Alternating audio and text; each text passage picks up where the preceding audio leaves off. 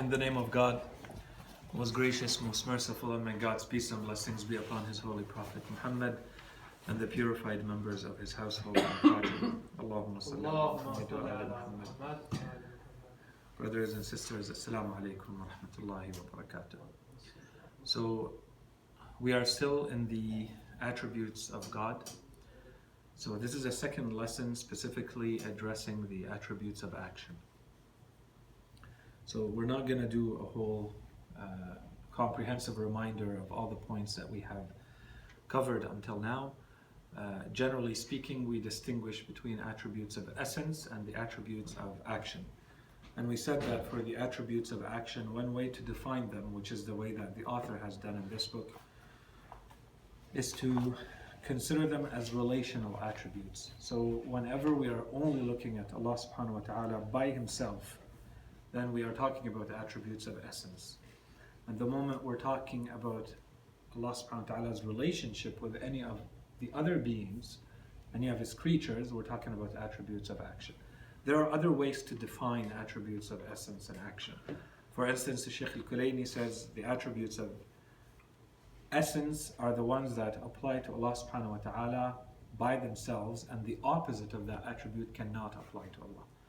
So attributes of action are the ones that may apply to Allah subhanahu wa ta'ala, and their opposites may also apply to Allah subhanahu wa ta'ala.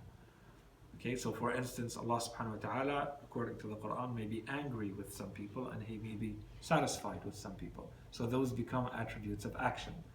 Whereas there are other attributes, we cannot use both of them with Allah subhanahu wa ta'ala, such as knowledge, such as power. You cannot use weakness and power, or powerlessness and power. So those become attributes of essence.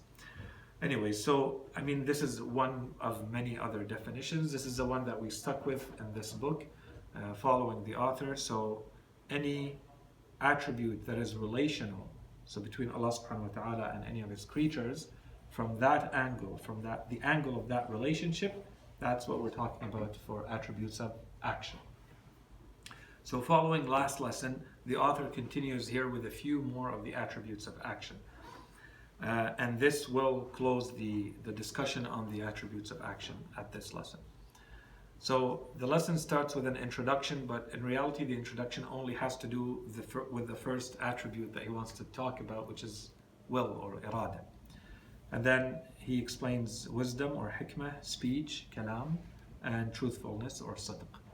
And these are the only attributes, including the three others that we studied the last lesson. Those are the only ones that the author is going to address in this book. So in the introduction, the author mentions that specifically this attribute, al-irada, first of all, it is very complex, very nuanced, very complex. And secondly, there's a lot of disagreement about it. And so obviously he adds, and we add with him, that given the how much of a summary or of an introductory work this is supposed to be, obviously we cannot follow all these scholars and all these theories and provide all of these disagreements and arguments between them. So basically he gives a very condensed version, which is his theory, his opinions about this topic. And so that's all what I'm going to be doing today, unless there are questions that force me to go outside. Okay, so the way we talk about irada or will, that's how we're translating it for now, divine will. In the common usage in Arabic, when irada is used, it's usually used as a synonym almost to two other words. And each of them brings us in a different path. The first one has to do with love, desire, want. Okay, so irada in that sense. Okay, so let's summarize that with the word of love. Okay, so irada means love. That's one common usage of the term. The second common usage of the term has to do with will or intention or intent to act, intention to act, planning to act. So each one of these brings us in a different path. So depending on which one you want to concentrate on, it gives you a slightly different theory about what divine will may mean or can mean. So first of all, let's explore the first, let's say, meaning or understanding of will as love. As compared to the understanding of will as intention, it's obviously a lot broader. Why? Because love can apply first of all to yourself, so that's self-love, and all creatures have self-love, that's your self-preservation, and. So there's self-love. And you can also direct it to other entities and other acts or actions. So you can love a person, you can love an act, you can love yourself, and you can love your actions. And we usually do, instinctively, intuitively, as human beings we do. So in that sense, it's broader. So why is it broader? Because if we compare it to the other meaning, the meaning of intent or intention, intent to act, the intent to act does not apply to other people. It's your own intention to perform an action. So you cannot extend it beyond that. So as a notion, will as love or as desire or as want, and those meanings, is much broader than the definition of will as intent or intent to act. And then there are many verses of the Quran that refer to these different notions of irada and mashi'a. We're not going to go into the details today of all of those unless there are questions, as I said. So for instance, this is an example. This is one verse that says, you desire the lure of this world and Allah desires the hereafter. Of course, Allah subhanahu wa ta'ala does not desire the hereafter. Okay, so it's like there's something implied here. Okay, it's the hereafter as it applies to us, and this is where Allah subhanahu wa ta'ala wants us to put our energy. But this desire, turiduna, wallahu yuridu. Okay, so this is the same word, the same attribute that we're using about irada. A will or a love or a want, here desire. So in what sense, in what way can we apply it to Allah subhanahu wa ta'ala? We kind of understand how it applies to us. But how does this apply to Allah subhanahu wa ta'ala? In what sense? So keep that in mind. So will as intention, as we said, is more narrow because it's usually directed only to ourselves and our intent to act. So it's not even about our entire being, it's about our intention to perform an action. It's limited to that. So if we go back now to will as love. In human beings, when we say there is love, there is desire, it's usually a psychological state. And we're not going to go into the details of what triggers that and the whole series. It's the chain reaction that leads us to get to that specific state. But it's a psychological state. So can we take something like that and try to apply it to Allah subhanahu wa ta'ala? We kind of answered this question in previous lessons, and we said, yes, we can. Of course we can't for every state. We cannot do this for everything. Things that can apply to all entities can be applied to Allah subhanahu wa ta'ala. So in this case, it can apply to Allah subhanahu wa ta'ala. With the caveat, with the condition or the details that we added previously, which is we have to abstract the notion from any lacks, from any deficiencies, from any imperfections, from anything that limits it, makes it conditioned, makes it reliant on anything else. So is there a way to think of this leaning towards desire, want, love by removing it or not? So scholars say, and including here the author says, yes, it is. So this is Allah subhanahu wa ta'ala's love towards himself first, and then other beings. We're going to get into that in a second. So I'm not going to add more for the first. Basically, the knowledge was the example that we used previously. So we said, how do we understand Allah subhanahu wa ta'ala's knowledge? We did the same thing. We said, we have knowledge and Allah subhanahu wa ta'ala has knowledge. Is it the same knowledge? No. But our knowledge gives us a taste, gives us a hint of what we mean when we say Allah subhanahu wa ta'ala has knowledge. Of course, the type of knowledge that we have and the type of knowledge Allah subhanahu wa ta'ala has are very different. Ours is finite, it's limited, it's incomplete, it's imperfect, it can make mistakes, it's acquired, and so on and so forth, as compared to the knowledge of Allah subhanahu wa ta'ala. So the same thing would apply here to the notion of love or desire. So love of what? What does Allah subhanahu wa ta'ala love? Yes. Sorry, Sayid, when you say will as love, Irada. but that's a will. Why?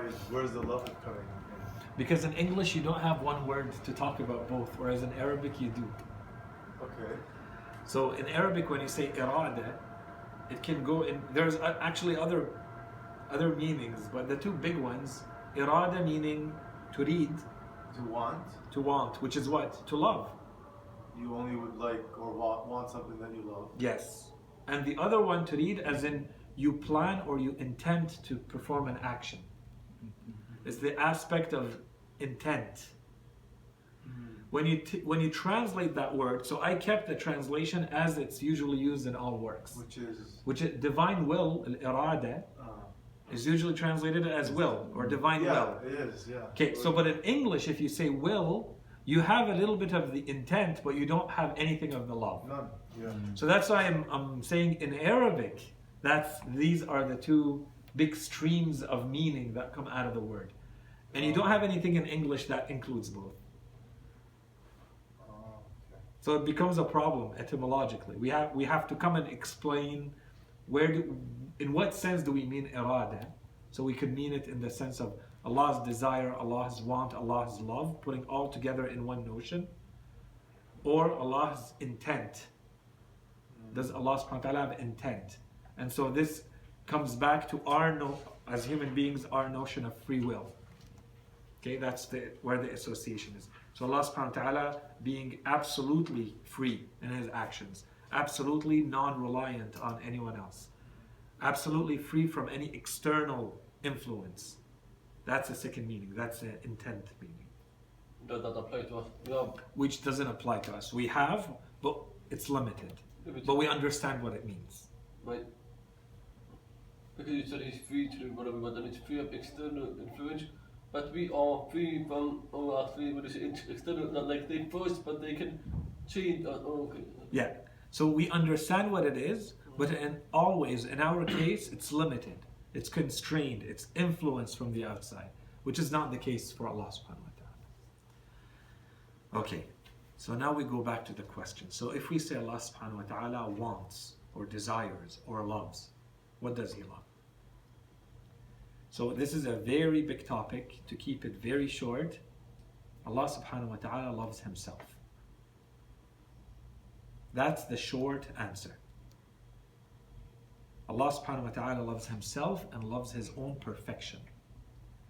The absolute infinite perfection. Secondary to that, Allah subhanahu wa ta'ala loves his action because it derives from his perfection. So everything that is an action of Allah subhanahu wa ta'ala, everything that is an action that contains perfection, and by default, by definition, it contains perfection because it's the action of the perfect, Allah subhanahu wa ta'ala will love it. So it's only in a secondary meaning, in a secondary way, a secondary order, Allah subhanahu wa ta'ala loves his creatures because they are his actions. Okay, so that's the short, summarized, condensed understanding of what we mean when we say Allah subhanahu wa ta'ala loves. Allah loves himself and his own perfection. Allah subhanahu wa ta'ala, so his essence, and then he loves his actions, which derive from his essence. And in so far as they contain his perfections, those creatures, those actions, Allah subhanahu wa ta'ala will also love them. They become the object of his love, his desire. So Allah subhanahu wa ta'ala is not loving anything outside of himself. He's loving himself and he's loving his actions. And as we said in previous lessons, we said the action of Allah subhanahu wa ta'ala and the result are one. It's not two things.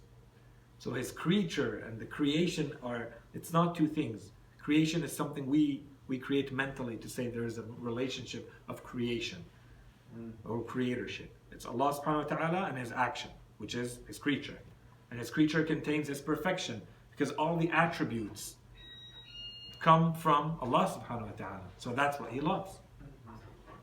Good. So He loves us in that sense. Exactly. If we enact His perfections and His actions.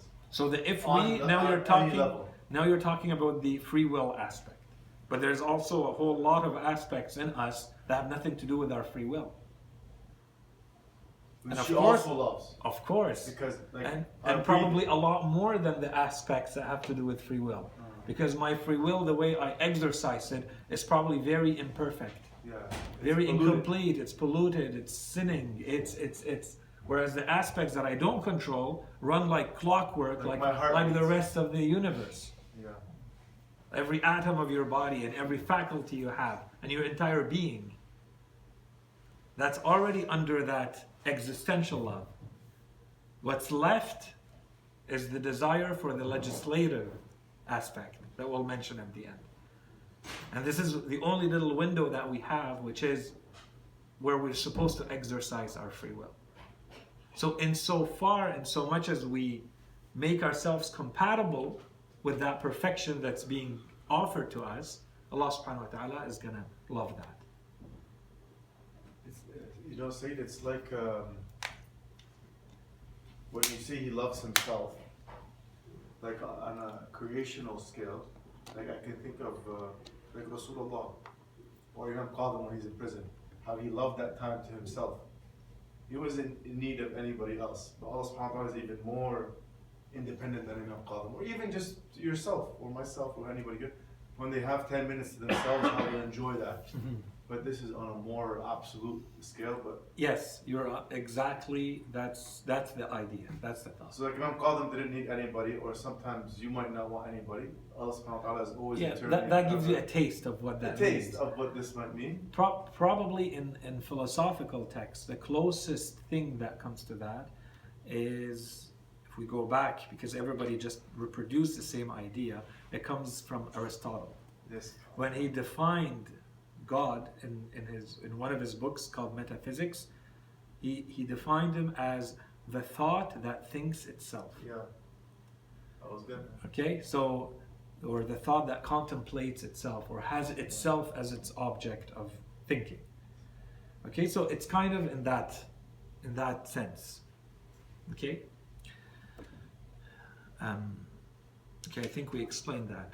So now the question becomes, when we talk about will, irada, does that mean that this is an attribute of essence or is it an attribute of action? Because right now this lesson is supposed to be about attributes of action.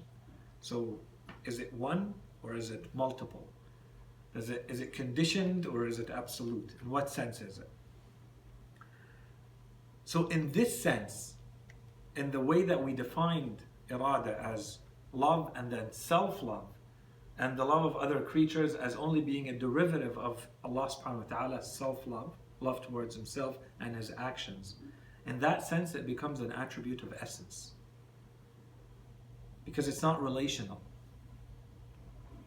Because it's directed towards Himself. Even if there is nothing else, that self-love is always there. Which means it's one. It's not multiple. It's not conditional. It doesn't change. So in that sense, it becomes an attribute of essence. Now let's go to will or irada as intent. Intention. That's the second meaning.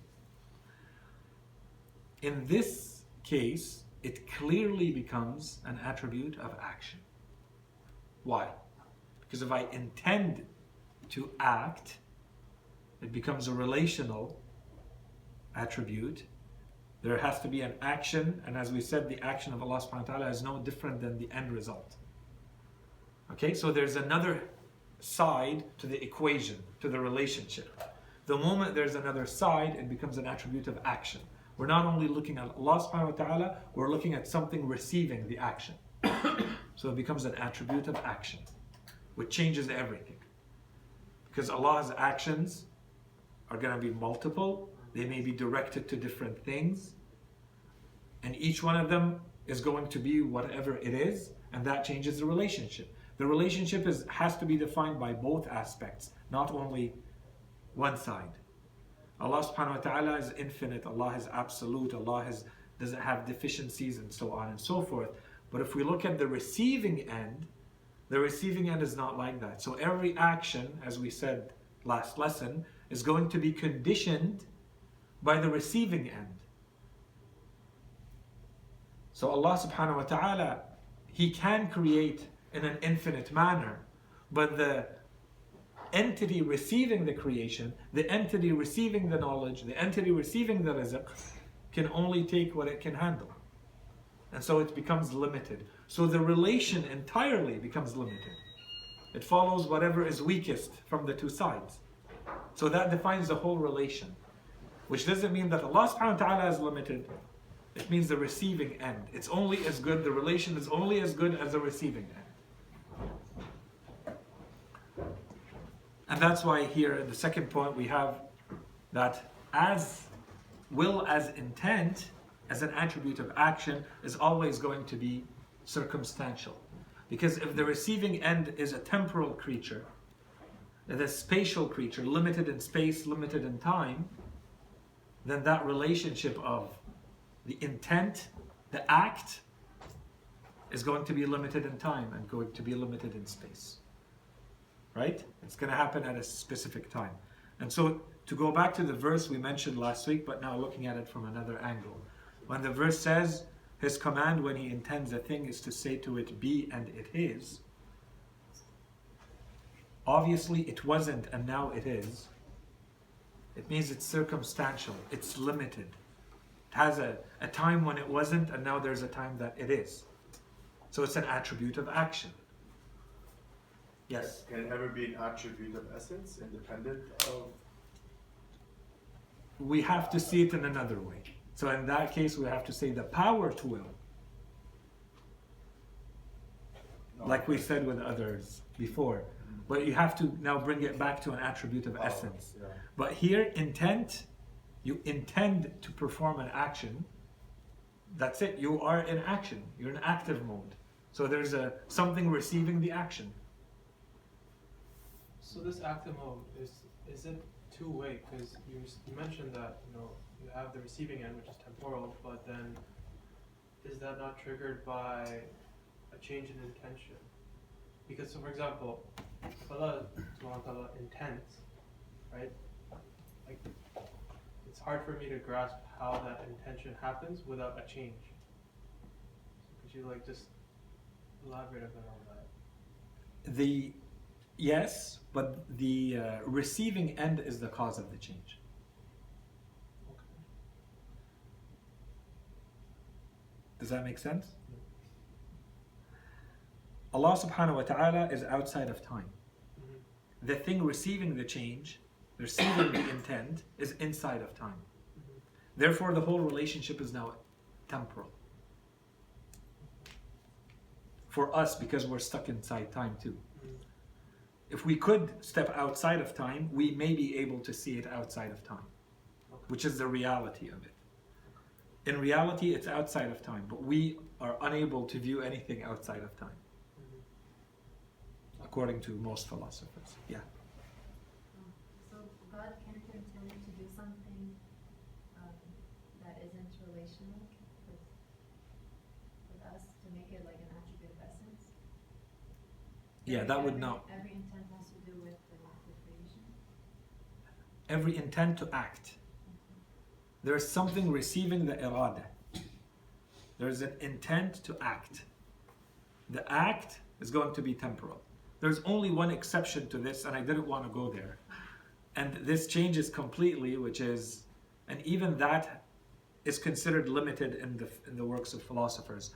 And it's basically those who view the divine creation or act as an emanation.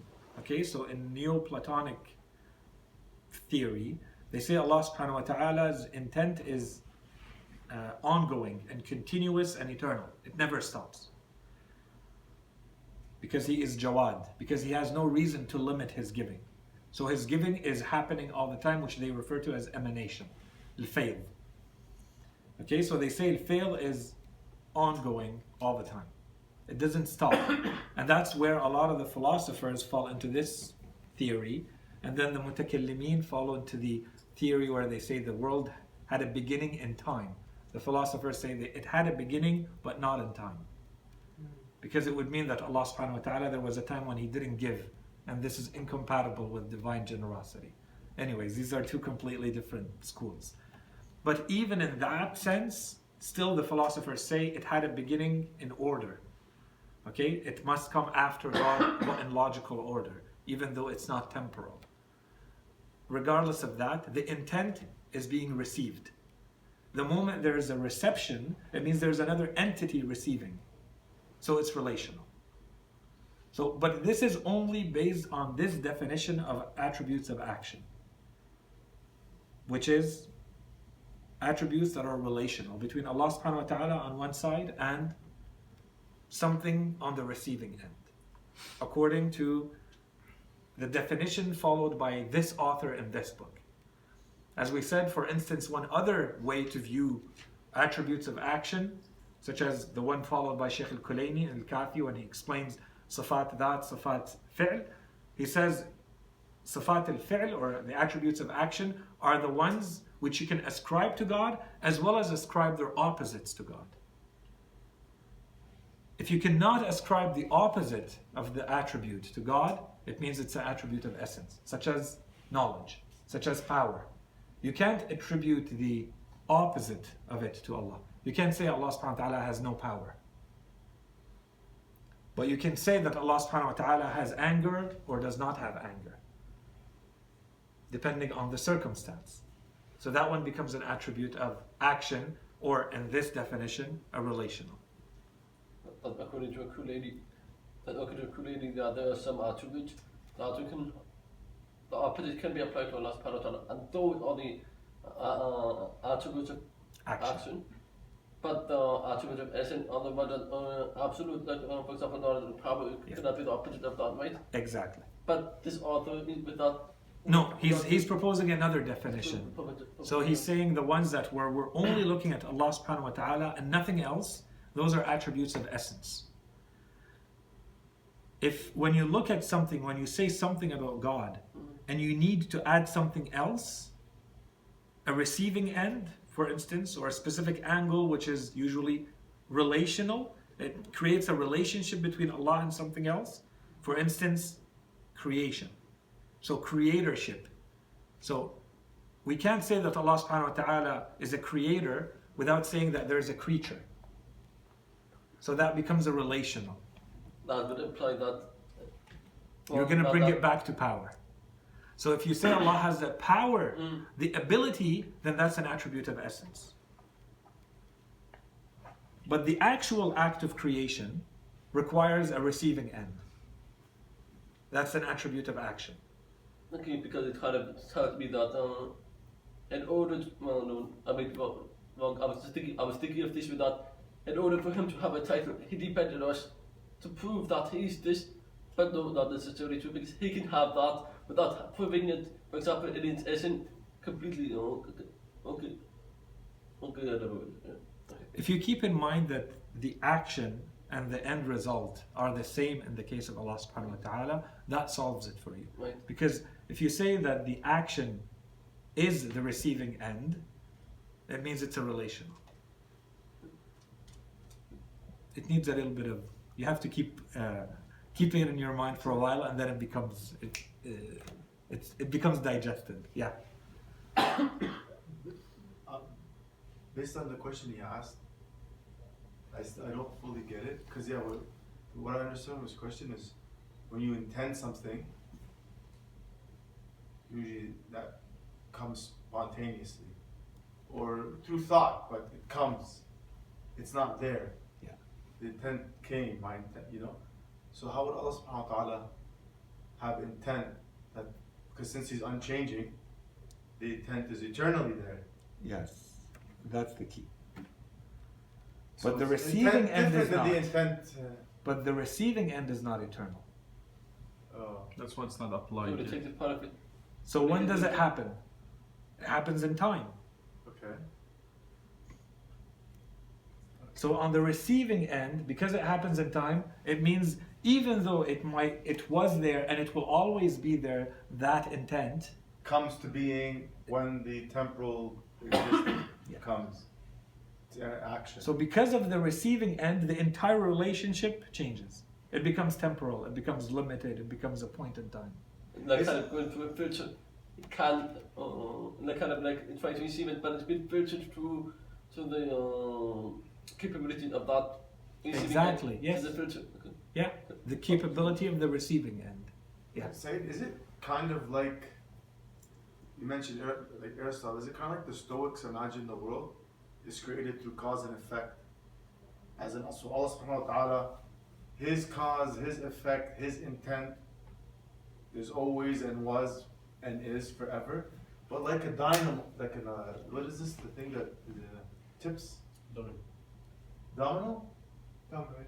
Yeah, you drop one and then, so it's like Allah subhanahu wa ta'ala just started it in one instant moment, all of it, and now everything is just unraveling throughout time and eons. Okay, but now you're mixing two things. Is that, okay. Now you're talking about the way everything unravels. Is it connected to something else Is or it not? that? Yeah. So, okay, but in our belief, even that domino effect, if you look at it individually, every individual piece is also part of the intent. Yeah. Individual intent. Mhm. It's not like it's out of control. No. Okay, so But all done in an instant moment. it could be. And it's just unraveling through time now. It seems to be. Not necessarily, but it seems to be. So it's not like Allah subhanahu wa ta'ala created me in 1984. He created, since that instant, and now I just came From to be. eternity. From eternity. But you happen to exist at this I specific have to moment. do, yeah. Just like everything else happens to exist at that specific time. Make sense? It makes sense. Okay, So they're kind of right, the Stoics.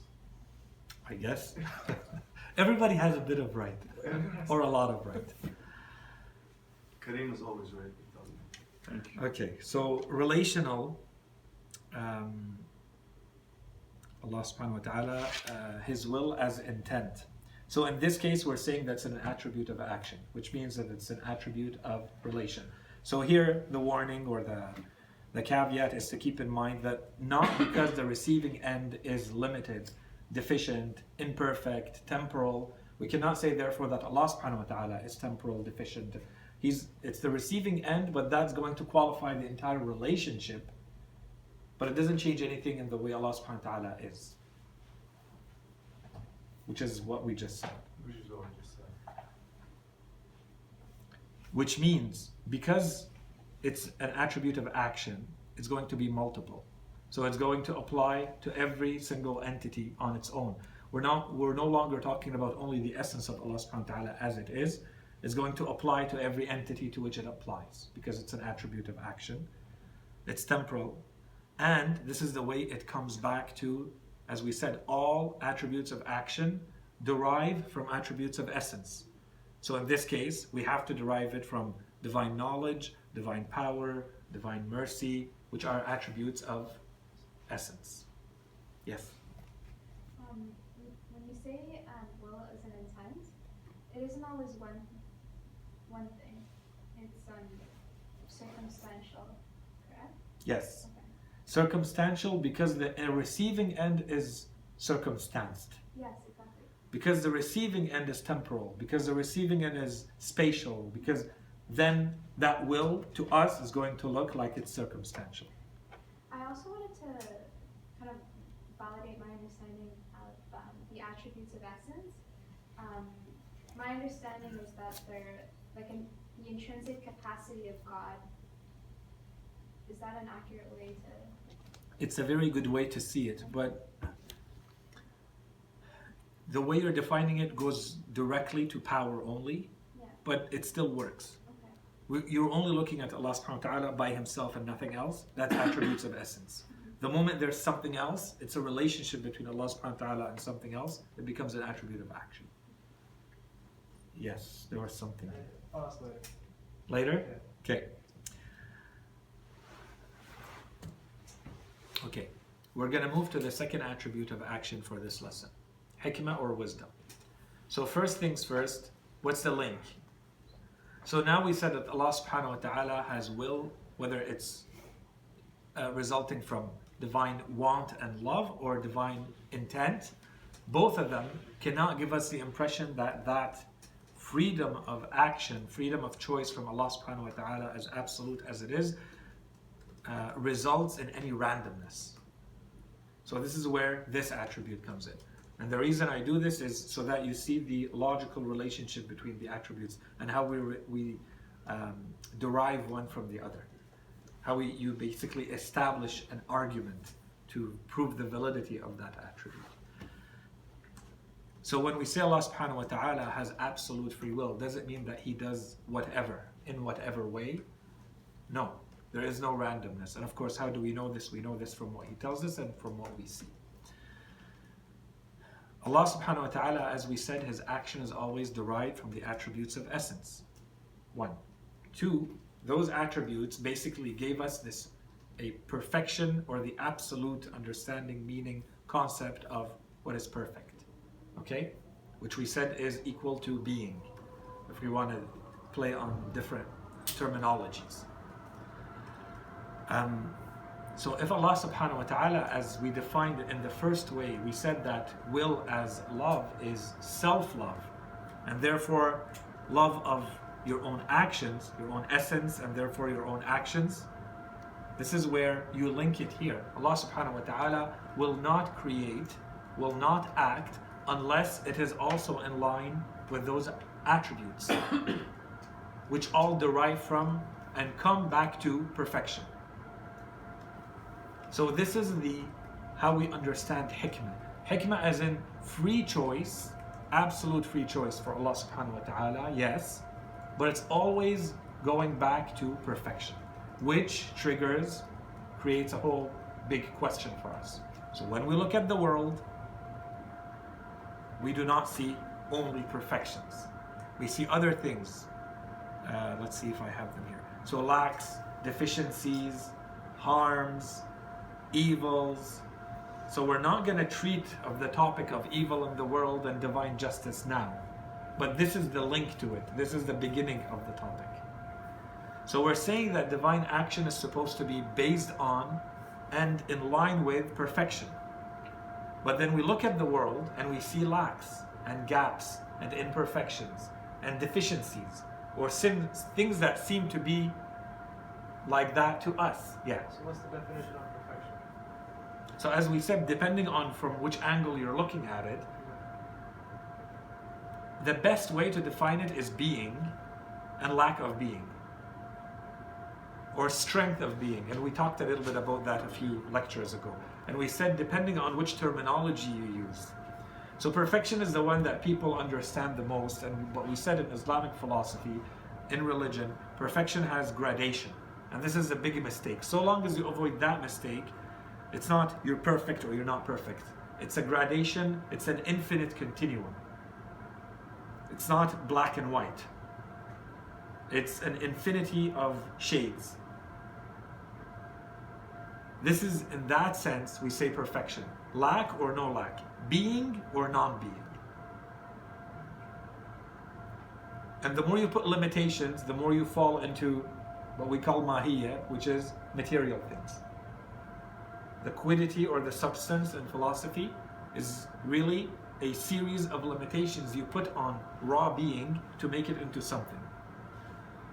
So the more you release raw being from all the conditions, the more you are into being itself, unlimited, unrestrained, infinite, absolute, the closer you are to the notion of God, or to the notion of perfection.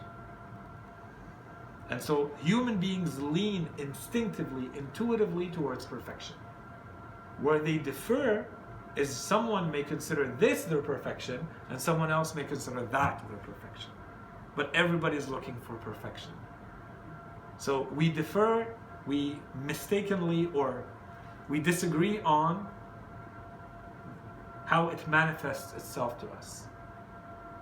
We're always, all of us, all creatures are leaning towards something which they're missing, and they keep looking for it, which is perfection.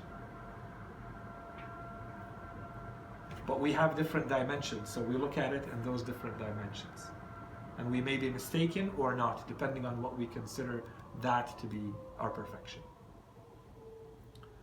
So if we go back to this world does not really have perfections or non-perfections, and we'll come to this topic in detail. For now, all we're going to say is, because this is a material world, the world that we see, matter by definition is a world of lack and competition. It's not a world of infinite resources. So everything that happens at the expense of something else. For this pen to exist, it has to take away this space, this volume of space from other entities. Everything that happens in the world as we know it, every benefit that any creature has, is at the expense of something else. Creatures use each other to live in a material world. This is the system. So if you look at an individual instance of anything, it may look more or less perfect. But the reality is, this is not how you're supposed to look at it. First of all, this benefit or perfection or the attribute that you're giving to it is your construct of it.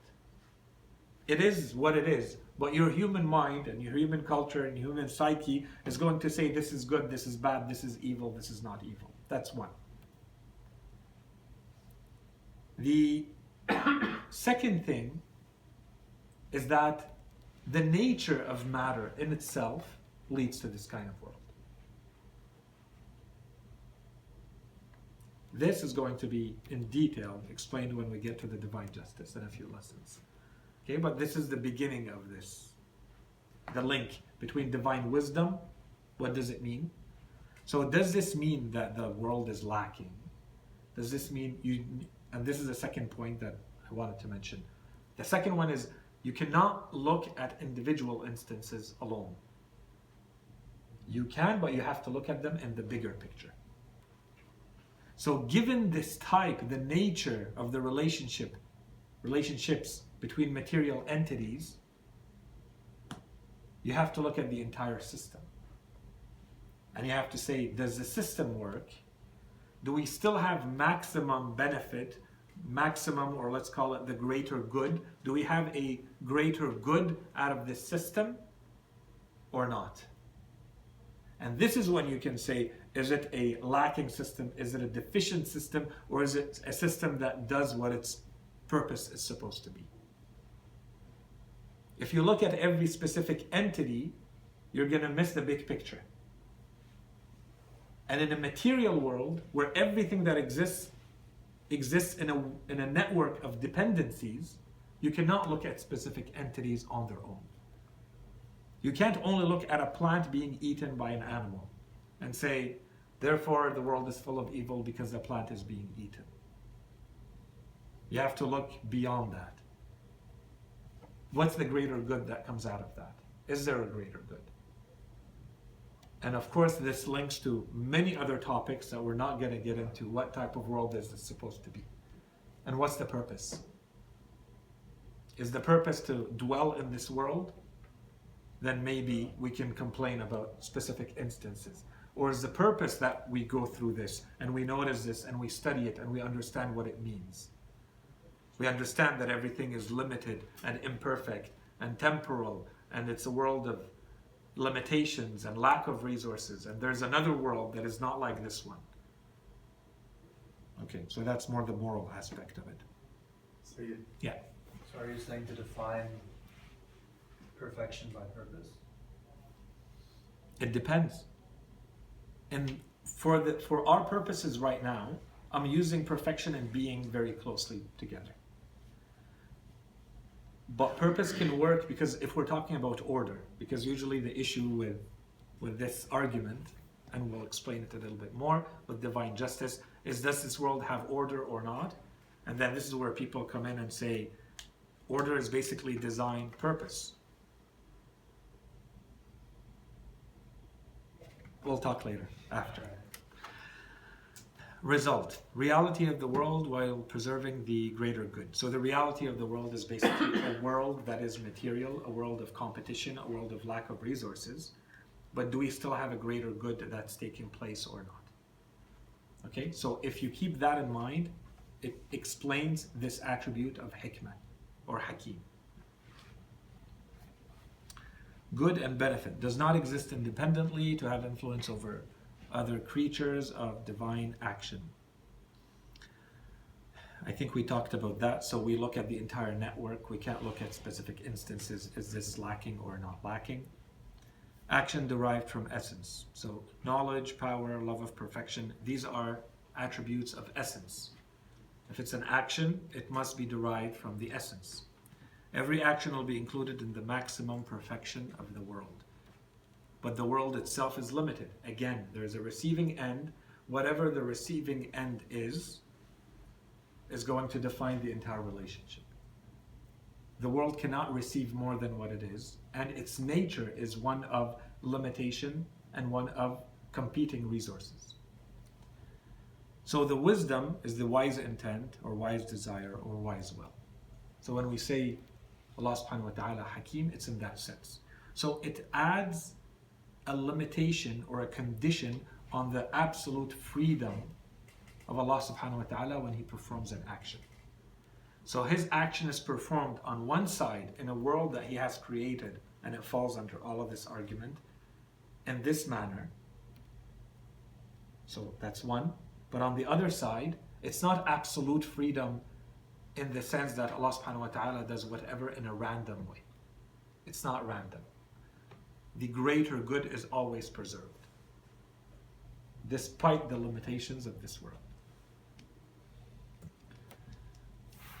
Act includes maximum benefit and does not mean maximum benefit is final cause, only secondary. What does that mean? The point of the creation is not for the perfection of the thing in itself. So we have to go back to how we defined will, where we said Allah subhanahu wa ta'ala's will is a self-love and a love of His own actions in so much as, or in so far as, they contain His perfection. Okay, now we go to the creatures. So Allah subhanahu wa ta'ala does not love the creatures for themselves. If they were not His creations, they would not be an object of love for Allah subhanahu wa ta'ala. So when we say that something has a perfection, that perfection is only secondary. We're looking at it in a secondary order when we're talking about God's attributes.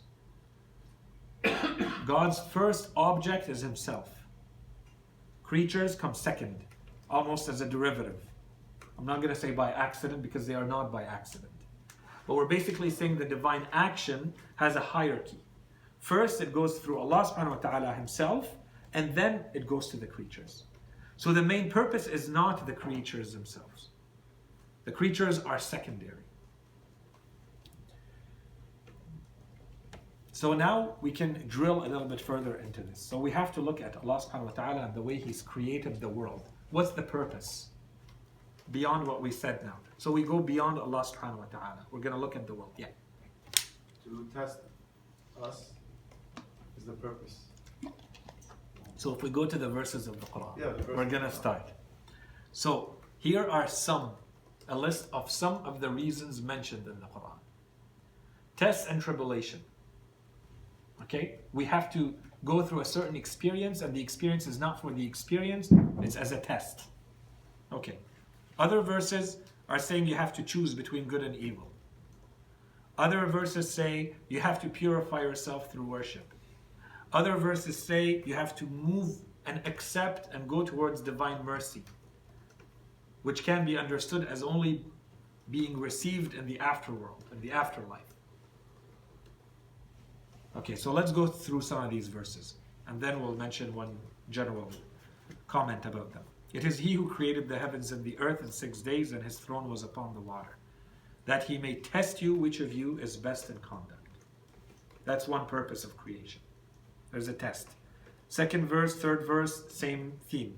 He who created death and life, that He may test you. So basically it tells you that the point of creating the world in this way, in this system, with life and death, or having created a world in 6 days or in 6 phases, is for the test. It's part of the test to do it this way. So why is it created in this specific way? It's part of the test. It's up to us to study and understand how is it part of the test. But that's part of the test. That there is death and that there is life, for instance. Created life and death and life that he may test you. Which of you is best in conduct? Indeed, we have made whatever is on the earth an adornment for it, that we may test them, which of them is best in conduct.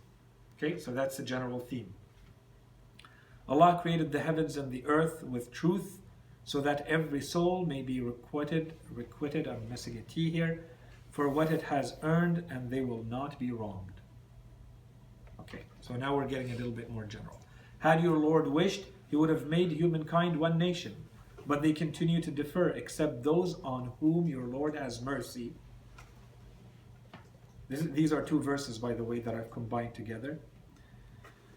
It's continue to differ, and then the next verse starts with, except those on whom your Lord has mercy. And that is why he created them. He created them so they have the mercy. Okay, so that's a little different. So some verses were saying, you were created to see which one of you is best in conduct, or that you go through the test. Okay, here it's so that you reach that mercy. And I have not created the jinn and the humans except that they may worship me. Okay, now the purpose becomes worship. And worship your Lord until certainty comes to you. Allah has promised the believers men and women gardens with streams running beneath to remain in them and good dwellings in the gardens of bliss. Yet Allah's pleasure is greater. That is the great success. So here, Allah's pleasure, which is greater than the heavens, Allah's pleasure becomes the purpose. So we went from the purpose of going through tests and tribulations to reaching divine mercy, going through the tests, worshipping, divine mercy, now Allah's pleasure. Is there a hierarchy? Yes, there is a hierarchy. So depending on whether you want to look at what we call proximate causes, or you want to look at ultimate causes, the verses give you, they basically follow a certain order, a certain hierarchy. It's like saying, for instance, why did the ship sink? The ship sank because there was a hole in it. Okay, that's the right answer. Why did the ship sink? Because it hit a rock. Okay, so that not only explains why the ship sank, but also explains why there's a hole in it. Why did the ship sink? Because the captain was incompetent. Why did the ship sink? Because the company that owns the ship is not paying people enough, so they're not hiring the competent people to become captains of ships.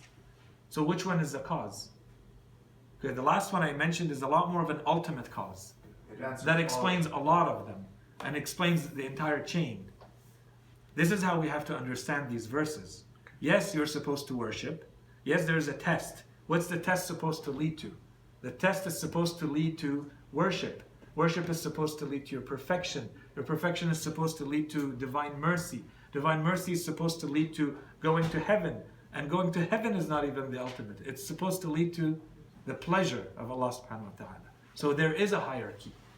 Depending on how short-sighted or narrow-sighted we are, we may only see one and really comprehend it. Okay, but there is a hierarchy. So the same thing, that's what we were saying when we're talking about the causes before, when we said about wisdom, it depends how far or how close you're looking. But when you understand the point of the creation as following this hierarchy, the way you understand the world changes completely. You're no longer looking at physical interactions between material beings. You're seeing this as part of a much bigger picture with another purpose. And the purpose is for certain creatures, or all creatures, to reach that divine pleasure mentioned in the end. Or purification, or gaining knowledge, or worship, depending on where you want to stop or not in the order of the hierarchy. So like for example, Asya who asks Allah subhanahu wa ta'ala for a house near him, and assuming that she does get that house, That would mean, well, she passed the test, that means she worshipped, that means she was purified. Exactly. I mean, she received divine mercy, Yes. and therefore she got the house. Yes. Okay. Next attribute of action, speech. Very quickly and related to what we have said until now. So first of all, speech or kalam, one day, once upon a time, was a very big controversial topic in Islamic theology.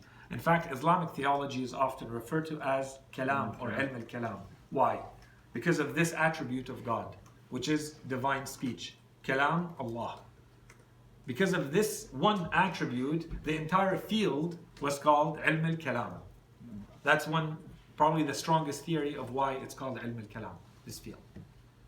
And the point was the discord, the disagreement that resulted from certain scholars in Islam saying that divine speech is eternal as Allah, and therefore it's an attribute of essence, and others saying that divine speech is created or an attribute of action. And then the Holy Quran, of course, being part of the divine speech, one group saying the Holy Quran represents divine knowledge, and therefore it is eternal, and it is part of Allah subhanahu wa ta'ala's essence. And the other group saying, no, the Quran is a creation. It's a communication created in time by Allah subhanahu wa ta'ala to guide humanity. And those people started killing each other at some point.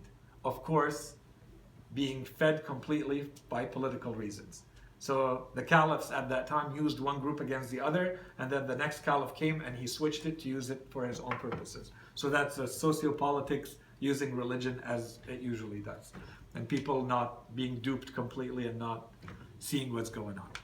Anyways, long story short, for us, is it an attribute of action or an attribute of essence? It is an attribute of action.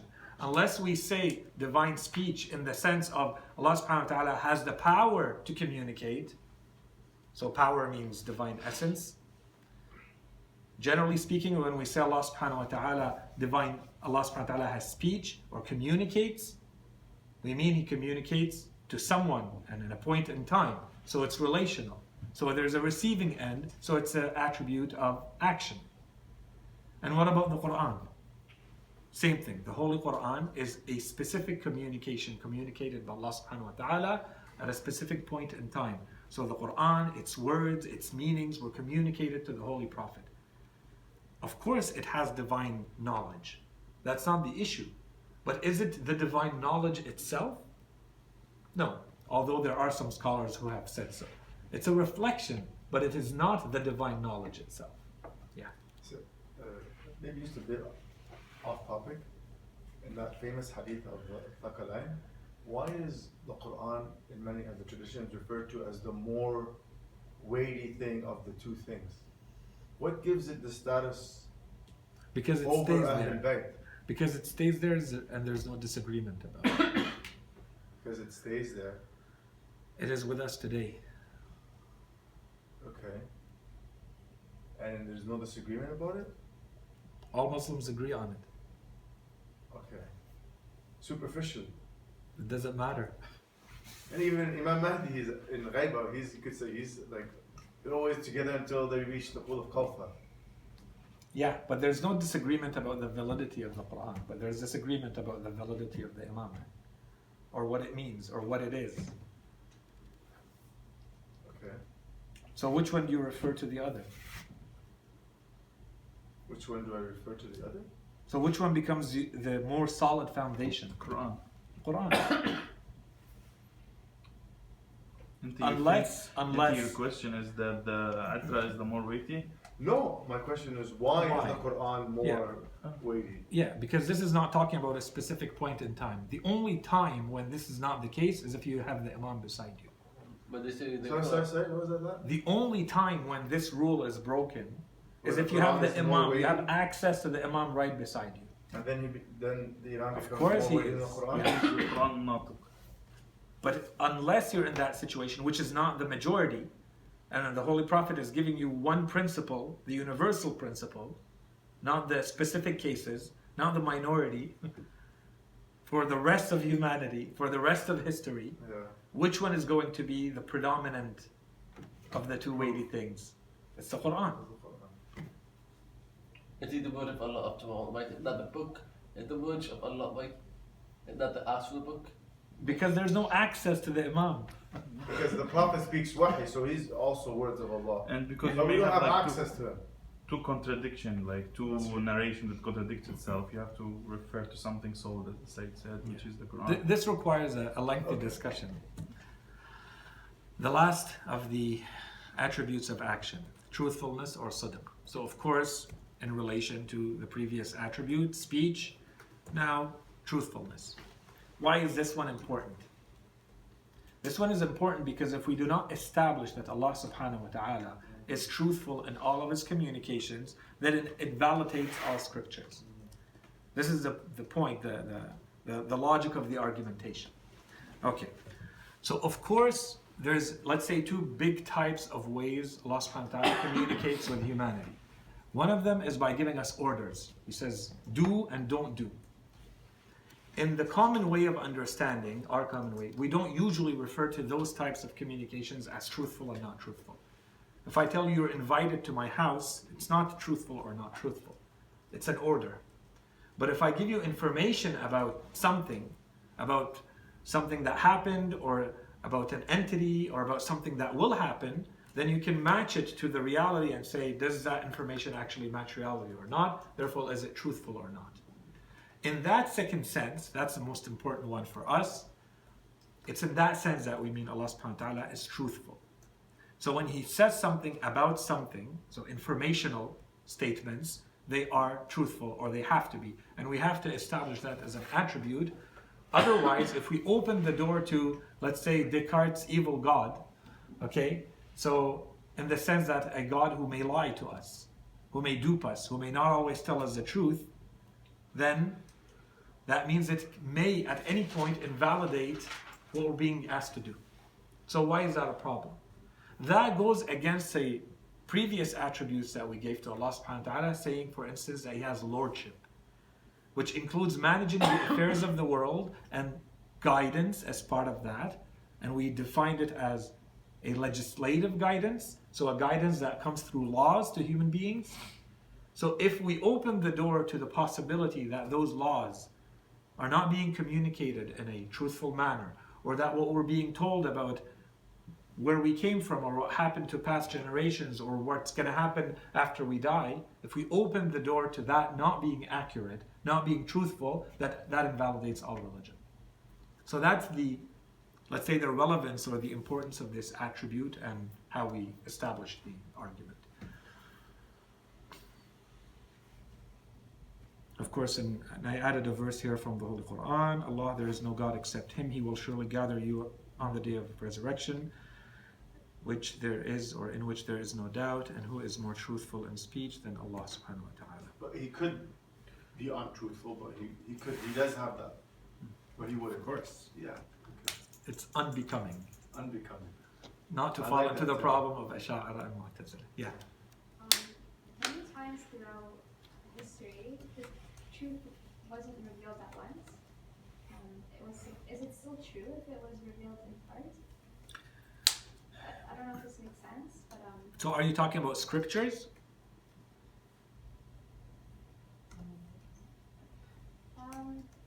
So when you say revealed, what do you mean by revealed? Like by God, from God to someone? like I'm just thinking at like in a general level. You could say like throughout the prophets, like when the prophet Ibrahim came with his revelations, and prophet Moses and prophet Jesus and prophet Muhammad, they each came with their truth, and they were all true. I don't know if this is a good example though, but some truths are not fully revealed and are not complete. And sometimes, I don't know if this is a question or a comment, but it's maybe it's just me trying to understand the concept properly. Mhm. But if something is revealed in parts, is it still like I don't know if it's true. I don't know if that makes sense. Like, is it really dichotomous whether something is either true or isn't, or is not true, or like? I think in the case of what you're describing seems to be really related to scriptures. those we have to always bring them back to what's the purpose. So for instance, the Holy Quran, the purpose of it is that it's a book of guidance. The Quran here and there hints to things that today we call science. It talks about the bees, it talks about mountains, it talks about the cycle of water, it talks about what some people consider Earth being round and the cycle of the moon and the sun and so on and so forth. These are very partial. In the world of science, it says nothing. So do we consider that as not truthful? No, we have to look at what's the purpose of the communication is what? The purpose of the communication is spiritual guidance. So it gives you enough for spiritual guidance. That is compatible, in every case, it's supposed to be compatible with the space and time of whoever's receiving that. So we believe that it's not that it was wrong or that it was previous scriptures. The biggest issue with them is that they were good for that time and place. And they were not good beyond a certain maturity of the human mind. And they were not good for all of time. And we'll talk about that at length when we'll talk about prophethood. And why is there a multiplicity of scriptures or revelations? The bottom line is that the differences are because of basically spatio-temporal or cultural issues.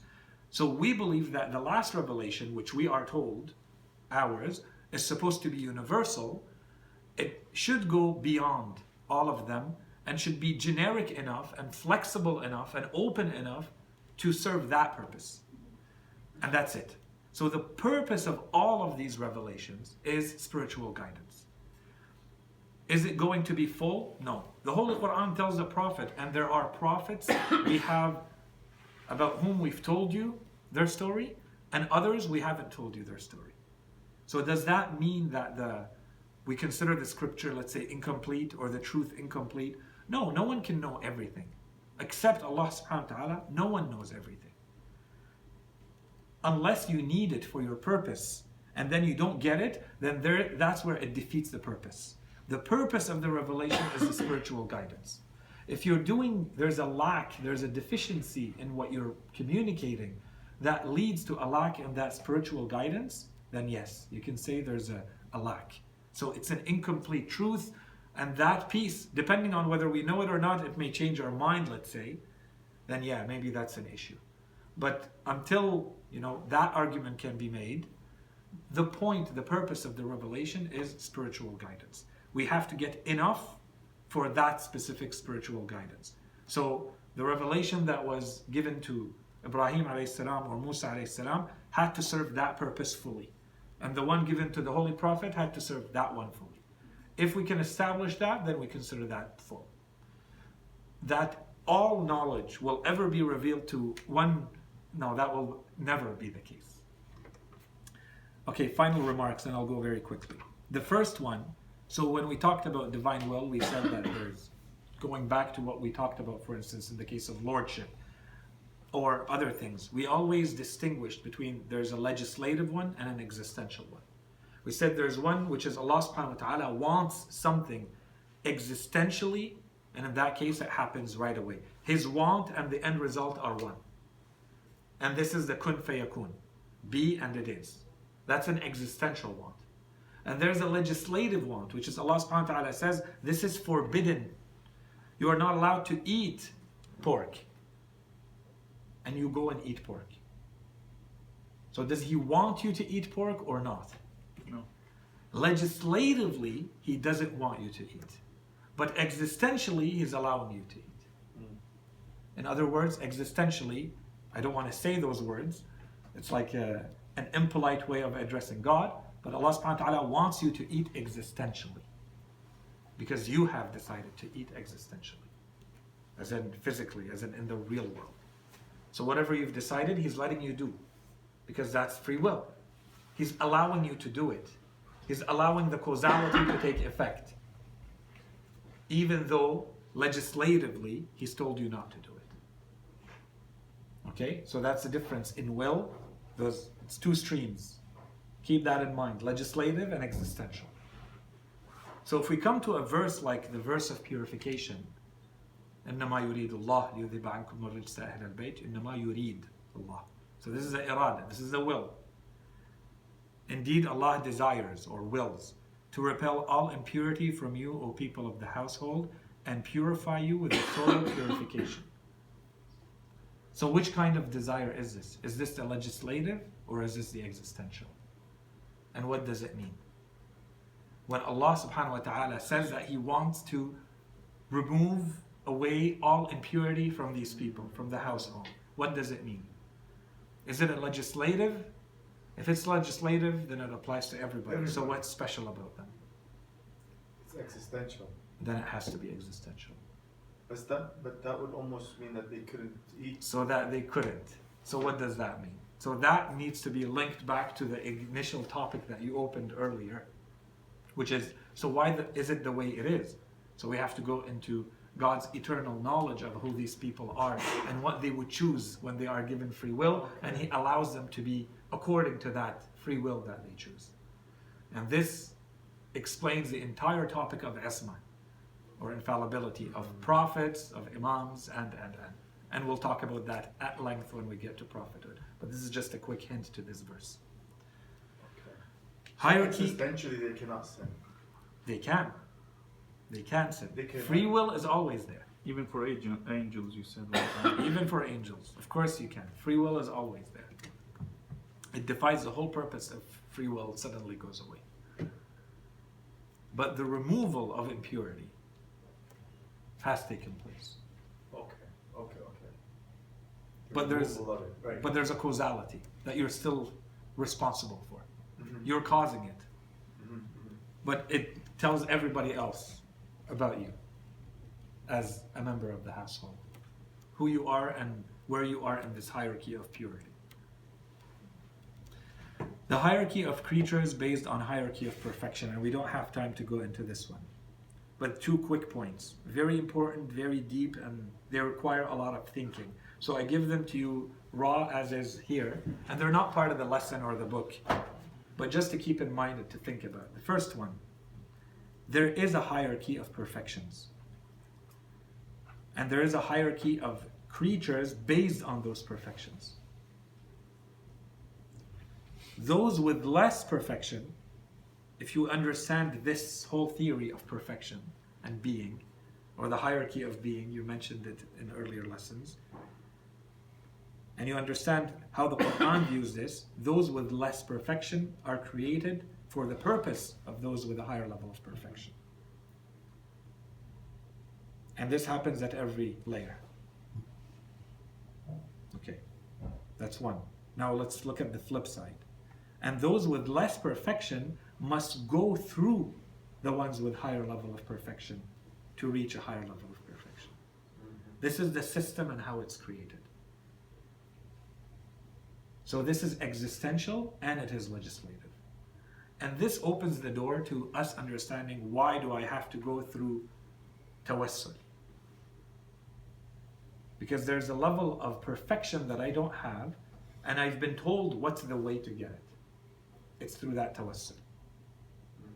So this is the, let's call it the philosophical foundation behind it. So if I don't want to rely on the ruwayat and interpreting the verses and, this is the rational, behind the scenes aspect of it. The rational foundation for this. And so if we read somewhere that Allah subhanahu wa ta'ala tells the Holy Prophet, I've created the universe for you, for your purpose and nothing else. If you keep that first point in mind, those with lower were created for those with higher, you understand. And this is a theory of insan al-kamil, or the perfect man, or the perfect human. Okay, that Mutahari and others have written at length about. Okay, the human being that encompasses the maximum divine perfections in their being, reflects the most the divine perfections in their being. So everything becomes under them in hierarchy. The purpose of creating everything is for the human being to reach that level. Everything was created in the way it was created, if we go back to those verses. These verses, everything was created. And created in this manner so that a human being reaches that level. And a human being has. And so therefore, it was all not for nothing. It was all for a reason. So if nothing else happens in this world and everybody else goes to hell, only the Holy Prophet goes to heaven, having reached the level he reached, the point of having created everything and created everything in this manner would still be valid, if this theory is valid. Okay, that's if we understand fully the theory of the perfect man, okay, or the perfect human being. This is the insan al-kamil.